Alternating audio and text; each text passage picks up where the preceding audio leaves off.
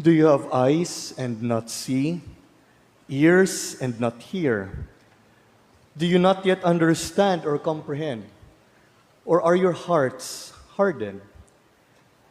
These are questions asked by Jesus to his disciples in today's gospel. This episode happened after the miracle of feeding of more than 4,000 people by Jesus. The disciples have witnessed a miracle, yet they did not recognize and understand that it was God at work in their midst. They were not aware that these are signs of God's presence among them. In today's first reading from the book of Genesis, we are presented with the first part of the story of Noah. God had created man and woman and found them very good in the beginning. Yet when left to their own free will, the majority of humanity has turned away from God and has chosen evil. They failed to see the signs of God's active presence in their lives.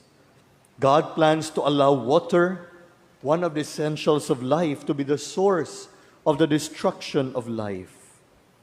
Failure to recognize God's work in one's life can lead to ingratitude.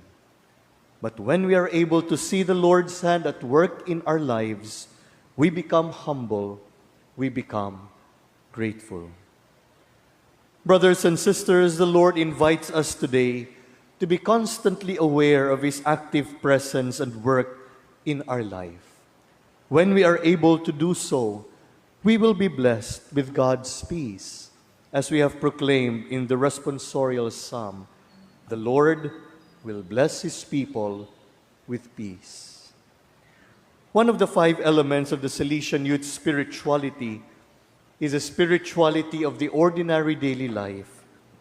For Don Bosco, our daily life is the place of encounter with God.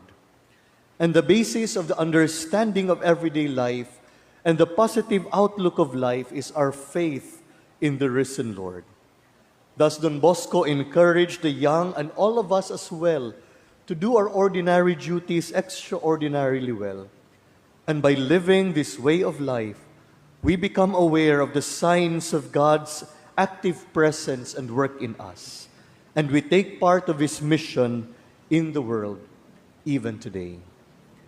As we begin this new day, let us ask for the grace to be able to recognize and acknowledge the presence of our Lord Jesus in our work today, in our study, in our games and recreation, in prayer and silence, in all that we do, and most intimately and especially in this Eucharistic sacrifice that we are celebrating together today.